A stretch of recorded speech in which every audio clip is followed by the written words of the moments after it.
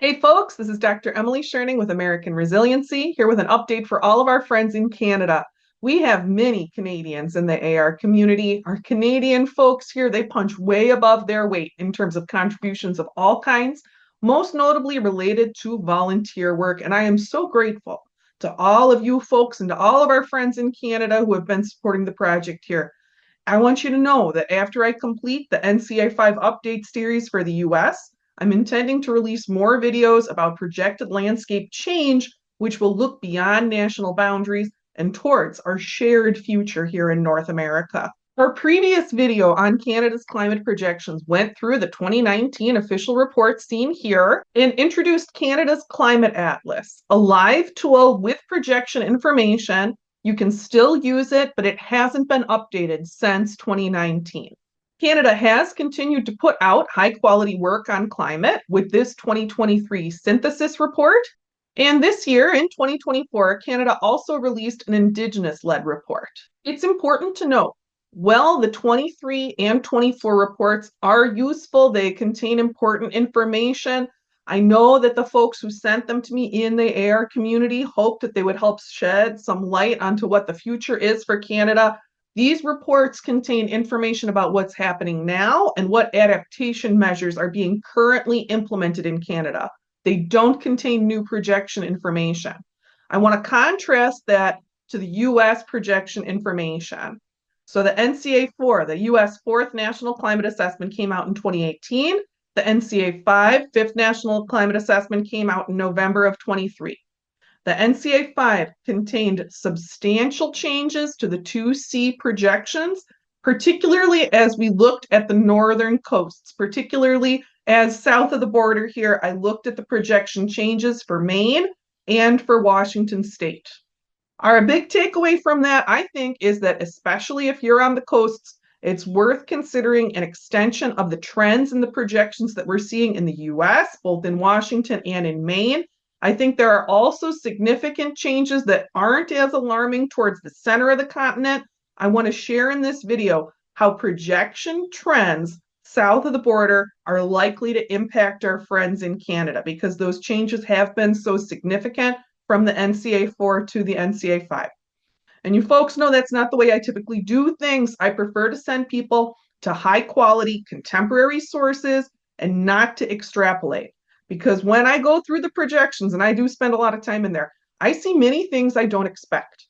However, the trends we're seeing in those NCA 5 projections for the US, they have such strong implications for Canada, particularly to the coasts, that I do feel it's better to share extrapolated information than to leave you, my friends in Canada, relying on 2019 information. Especially because all those reports, that 23 and 24 report that are coming out of the Canadian government, those official reports at the beginning of the video, they indicate that the changes that are already occurring are beyond what we would expect and that the changes are more extreme than projected on the coasts. To me, that gives enough observational evidence that justifies extending the US projection trends up into Canada in this, which is a speculative video that should be taken with a grain of salt beyond my other projection series. I know a lot of our folks up in Canada, you want whatever kind of a heads up you can get as you dig in. I know that you all are smart and capable of taking in nuanced information. And I hope that I'm making clear the limitations of what I'm presenting to you in this video. And I'm going to say it one more time before I get rolling because it's very important that you don't take this video as seriously as my other projection videos. My other videos are tightly grounded in published local projections. This video is loose and extrapolative. I don't see that Canada is scheduled to release new projections anytime soon. And I feel like at this point, some information is better than no information, especially because we are seeing such changes. Please take this video with a grain of salt. I'm doing my best for you. I know you need something. This isn't the quality I like to give you, but it's the best I can do right now. If we do get new projections for Canada, official projections, I promise you, I'll get right on them. We'll cut you all in line. We'll push Canada back to the front. Our general movement in this video will be from west to east. We're going to start with British Columbia. What has been happening in British Columbia in recent years is a heartbreak to all of us who have been following climate for decades. So many of us were so hopeful for you, back before we first began to understand and then truly feel the Arctic amplification effect. I think many of us in the US remember when we were all pretty sure Canada was going to be looking all right with climate change. But as things play out, we are finding that change is more extreme as you get closer to the poles, and people are really feeling that on the ground. That's certainly true for British Columbia. It's not the haven we all hoped it would be. And in the Washington and Alaska outlooks in the US, I'm able to get detailed projection information that gives us important insights for how projections are likely to change for British Columbia. Let's start with figure 210 from the NCA 5. Let's look here at the 2C information in figure 210. This gives us important clues that towards the south of British Columbia, we're going to be expecting about 5% more precipitation. And then as you get up towards Alaska, it'll shade up towards 10%. So some more rain coming to the area. But as we look in this AR tool here, the total heat map, I'm concerned if that 5% increased rain in the south of British Columbia, particularly here along Kelowna, where so many people are moving, won't be enough additional precipitation to offset the increased heat. If you look here south of the border, we're seeing that in nearby counties, just down across the border in Washington state, we're looking at about a 2-week increase in days over 95 by 2C. That's a large increase in significant heat. It seems very likely it will extend up into this valley. If you get more extreme heat and not quite enough water to counteract it, you're going to get fire. We're seeing fire emerge in the Pacific Northwest throughout the region. We're feeling that increased heat. And it's not likely to be a one-off. It's not likely that we've had a couple of weird years. It's more likely that we're going to continue to see amplified wildfire threat across British Columbia, particularly in the south. But there is a spot of good news. I want you to see that as you get to the other side of the mountains, if there's no mountains between you and the sea, we can see it in the total heat map here. Excellent summer cool preservation right along the coast. That extends all the way down to Northern California.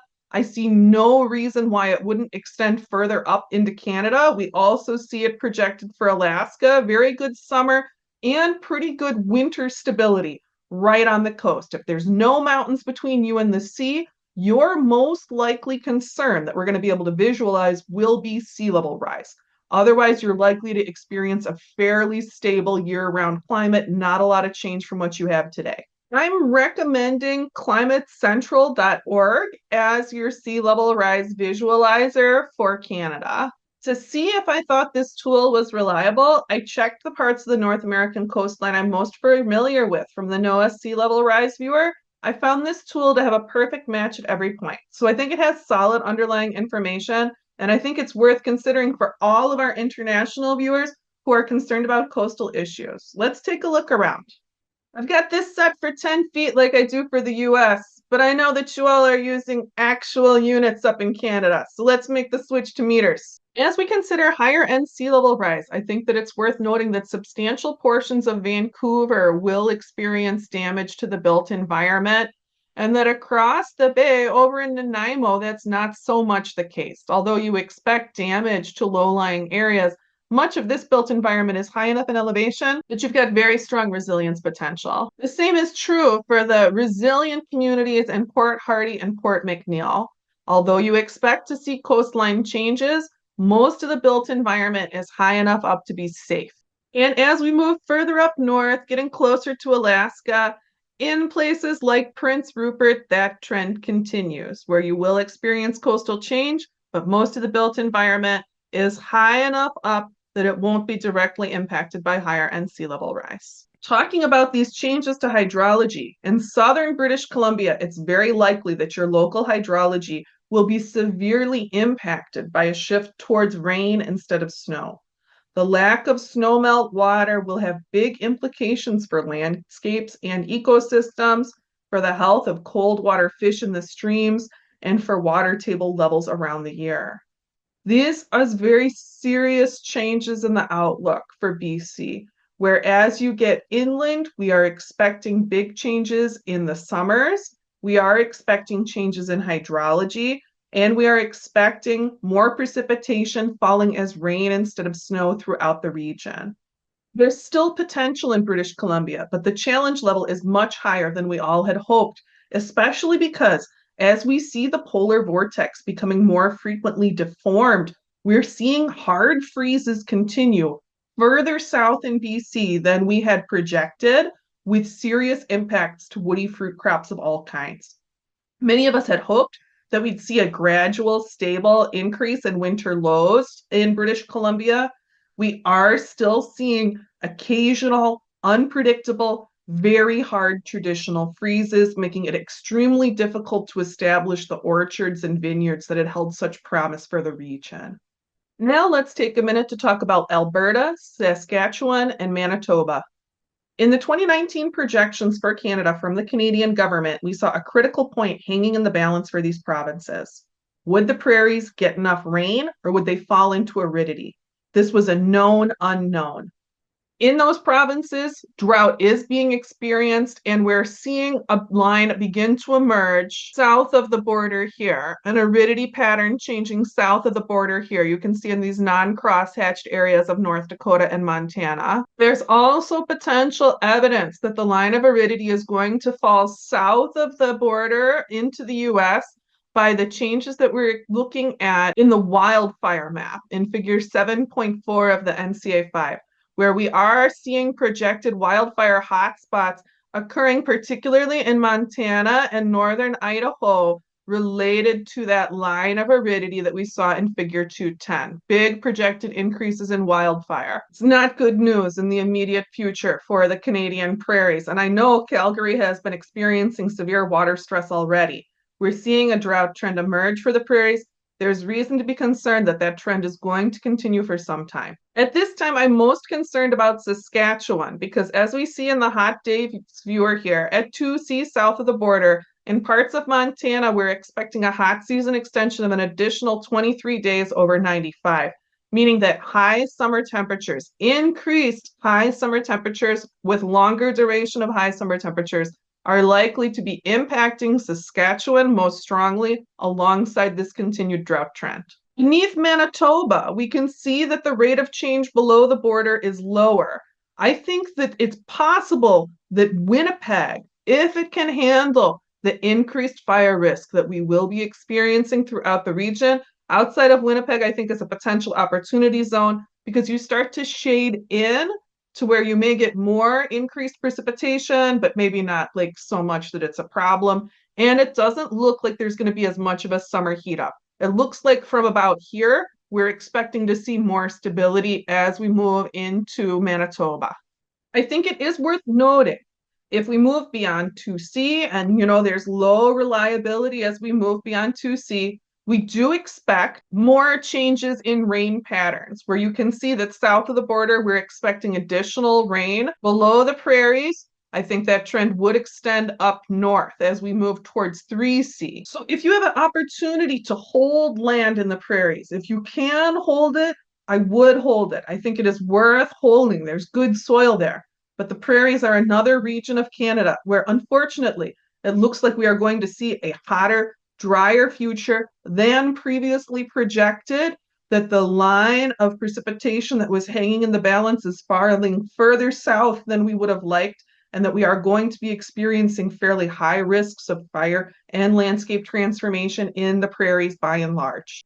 Now let's get to some less upsetting news. Let's talk about Ontario. So as we start to talk about Ontario, I'm bringing up figure 2412 from the 5th National Climate Assessment to say that as we get closer to the big crater impact site, which I don't know if you've heard this hypothesis that the Great Lakes are like the remnant of a huge impact, which we can really see in these weird circular aquifer patterns, particularly in the Hand of Michigan. So looking all throughout that great circle, I can see clearly the parts that fall below the US border, and I'm glad to report we're seeing more stability in the projections in that circle of the Great Lakes between the NCA 4 and the NCA 5. Although there is more winter change than expected right around the lakes. Let me show you the winter change by looking at Michigan in figure 2.11. So 2.11 looks at changes to extremes and lets us look at things like cold loss. And we can see that cold loss is looking to be quite amplified all the way around the Hand of Michigan. And as we get these sticky outy parts into the Great Lakes, south of the Great Lakes here by Buffalo, we also see the same pattern. It is, of course, an extrapolation, but it seems extremely likely that we would see that same pattern occur here in these densely populated parts of Ontario that are surrounded by the lakes. We would expect that as you get closer to the lake, you'll have more cold loss in the winter and a much milder winter than previously forecasted. It's also worth noting that our future in that area around the Great Lakes is looking wet. We're looking at 10% increased rain throughout the southern part of the region. That trend looks consistent all the way up to Maine, so it seems very likely that we're also going to be looking at about 10% increased rain as we approach 2C up by Canada. And I do say rain because with those milder winters, it's very likely a lot of that increased precipitation will fall as rain rather than snow on both sides of the border. We are going to need to be prepared for big storms. Ontario is a leader on that front. Ontario is mandating sewage outflow infrastructure that will help protect the environment under these projected wetter conditions. The level of water we're likely to get will have associated challenges, but I think it's probably better than a drought trend. Let's go over to the heat map. All around on the side of the Great Lakes that I can see, we see very modest increases projected in days over 95. You can see all around very modest increases extending all the way up north as far as I can see. It seems very likely that we'll also see very modest increases in summer days over 95 throughout this densely populated portion of Canada.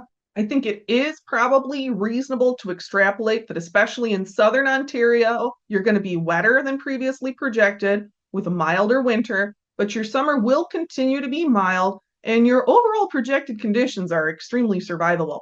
I would be concerned about wildfire, especially because this isn't an area with historic wildfire risk that was particularly enormous. However, let's look over in 7.4. Let's look at the wildfire changes projected south of the border. You can see that in northern Minnesota, Wisconsin, and Michigan, we are expecting a big increase in wildfire risk. It seems extremely likely that that extends into what is the same ecosystem just north of the border where we're seeing such similar projected conditions. So landscape management is going to be critical to our future in the Great Lakes bioregion. So of course there are challenges here, but I think that this region that we're looking at is also a region of tremendous opportunity. We need to hang on through the fires, through the landscape transformation. We have good water and good soil all around the Great Lakes, and we have good people all around the Great Lakes. This is the largest potential lifeboat location in the world. This broad area around the Great Lakes, we're looking at relatively stable, and you all know relatively stable does a big lift as we look towards 2C, right? Relatively stable outlooks south of the border start from about the middle of North Dakota over to New York State. Don't freak out though, Montreal. I'm getting to you next. Let's talk about Quebec. Quebec, I am sorry that this is not also available in French. As we hit Quebec, though, we start running into more trouble just south of the border. You probably have heard that Port Vermont is getting just whacked with these terrible superstorms, these high intensity rains. I don't have information on where those are likely to hit for you. I don't have an update for you on if you're likely to be impacted by the same sort of high intensity rains. What I do know from studying those projections for the US in some detail is that however the appearance of high intensity rains is being modeled, it's way beyond my brain's ability to extrapolate. But we are seeing current trends, observed trends in high intensity rain match up to the models. So if we can get at some point high intensity rain models updated for Canada, that should be useful for building resilience. And other than those terrible storms, Vermont and New Hampshire, particularly in the north, look very stable across all factors, as does inland northern Maine. As you get about 200 to 300 kilometers inland from the coasts, we start seeing great stability on many factors, and I anticipate that will be true for southern Quebec. However, as you get closer to the coasts, we are seeing projected higher than expected rates of winter change as we approach 2C. Big shift from NCA 4 to NCA 5 in terms of winter change for those northern coasts. Maine was projected to be pretty stable northern coast in the NCA 4. NCA 5, huge shift. The winter's becoming as mild as in Connecticut today. So still a four-season environment, but not a northern cold, not a Canadian cold. And I would expect that mild winter trend to extend way far up the coast into Canada. Winter change can be a big problem in terms of driving landscape change. However, if I were in Montreal or Quebec City, I think you're far enough from the coasts that your big risk is probably more about the potential for very severe storm-driven flooding. I would design with flooding in mind. I think, though, any place that's not seeing a big increase in days over 95 has a level of desirability. It's worth noting also that it does look gloomier in that part of the world in the projections. As the winters lose their bite, as there's more rain instead of snow, we're going to have more cloud cover in the area. And peaking back at 7.4, we just don't have the modeling south of Quebec to know what's going to happen, to even be able to extrapolate what's going to happen with the wildfires. But everything we're observing today indicates that the wildfire trend as you move east is not as severe as we're seeing in the west. I'm hopeful that the more populated parts of Quebec may experience a relatively lower fire risk than other parts of Canada, than Western Canada, as we move towards 2C. Now we'll talk a little bit about trends for the Maritimes. We get a surprising amount of ground news from Halifax because one of my friends, an old science education colleague, lives there. And he's been sending me a lot of information about the winter change and the hurricane trends. He says that many of you folks up in the Maritimes are well aware that you've got trouble brewing in the area. You all are on the front lines of faster and more intense change than we were told to expect even 5 years ago. Unfortunately, we are seeing modeling here shown in a figure from the NCA4 that we're expecting more hurricane tracks to come cruise up the coast and smash into Halifax, which is not cool. And we're seeing you experience much higher change in the new projections than the previous projections, particularly in winter. We can see that kind of big picture as we look at figure 11.3 from the NCA5. Let's see, we're talking about degrees C. So let's see, we're looking at a 5 degrees C lift in winter lows throughout Maine, most amplified by the coast. And you can see here, this image is like a 2C equivalent, and this is like a 3C equivalent. We expect that rate of change to continue to accelerate and be particularly intense along the coast, especially the northern coasts, as we move forward in time and in Earth's temperature. So as we move north through the Maritimes, I think that we're going to continue to see big winter change and a bigger shift than expected from snow towards rain. You probably won't get a lot of serious summer heat. I certainly hope not. There's nothing in the trends to indicate that you will, but the winter change is likely to be quite sizable, and that will impact your landscape stability. You will see landscapes around you change as more plants are able to take advantage of a longer growing season, and sooner than we might think, additional plants will be able to overwinter. I want to look at your sea level rise impacts in just a few minutes, along with Newfoundland and Labrador. In Newfoundland and Labrador, I would expect those trends of high winter change to continue and to feel more intense and more strange as we move further north. In Newfoundland and Labrador, you're going to experience the full power of the Arctic amplification effect. You will continue to experience major changes to ice and to permafrost. All through the North Atlantic, you should expect new fish species, new marine species to be coming in. It's going to be wild in those seas. The transformation of these oceanic ecosystems is likely to be complete, immense, and in some ways very alienating as familiar species vanish. More specific information is irresponsible for me to offer as we get further away from the US.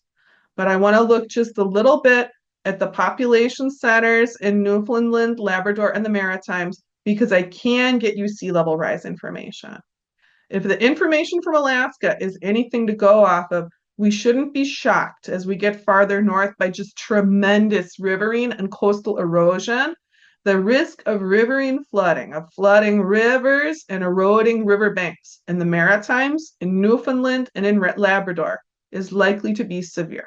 With sea level rise, let's start with Halifax. We can see here that Halifax is expecting relatively little damage to the built environment. That's good news.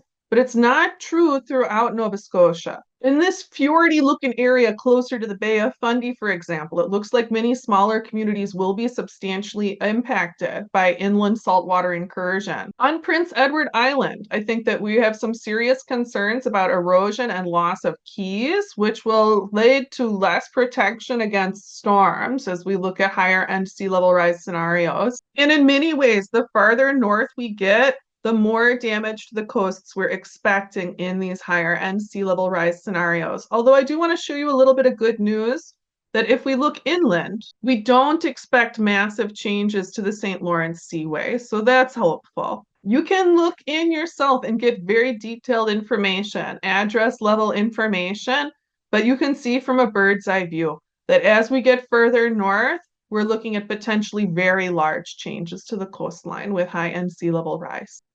So let me bring us in for a conclusion now. To all of our AR community members in Canada, I'm sorry I can't do better for you.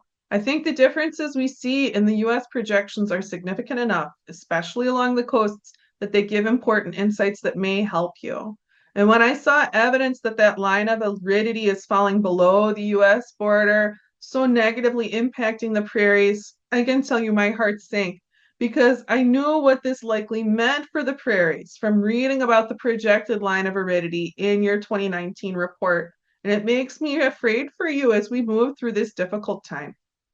When I see the floods and the fires and the freezes hitting folks in British Columbia, spoiling the fruit crops, wiping out the roads, harming the dreams of your communities, it makes me weep for you and for us all. There's so much potential that we thought we had in the west of Canada as we moved into these times of change.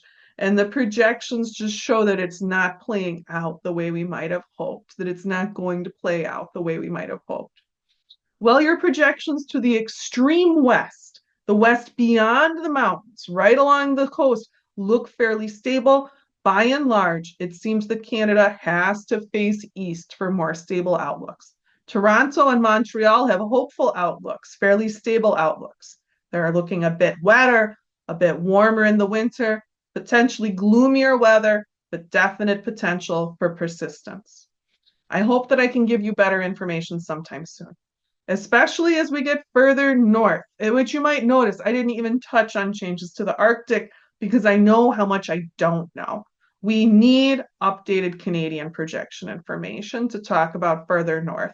The Arctic amplification effect is so powerful, you would be foolish to say you could extrapolate more than a little bit north of the border. But I know that that part of Canada just north of the border is important and densely populated, so I wanted to give you what I could.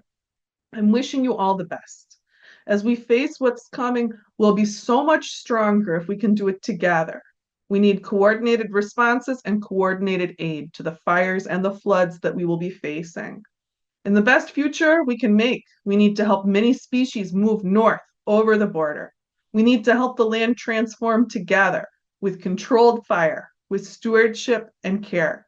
I hope you can dream that dream with me because North America is important. Around the Great Lakes, we have the largest, most stable lifeboat region in the world. And what we can save matters. What we can save could be life that could radiate out again. We could have a legacy to give the future here in North America. We have the potential to be very strong and we'll be strongest together. Canada is an adaptation leader. The US is leading in projections. To get ready now, the US needs to learn from Canada. I hope this video has helped you to learn from American information too. Let's get ready. Folks, thanks for watching, and I want to thank everyone in the AR community for your contributions that are keeping this nonprofit going. If you want to donate, there's a link on the About page of our YouTube channel or on the top bar of our website, www.americanresiliency.org. I'm very grateful to our donors, to our volunteers, to everyone spreading the word online, and especially to everyone doing the work on the ground. Thanks for getting ready with me, and talk with you again soon.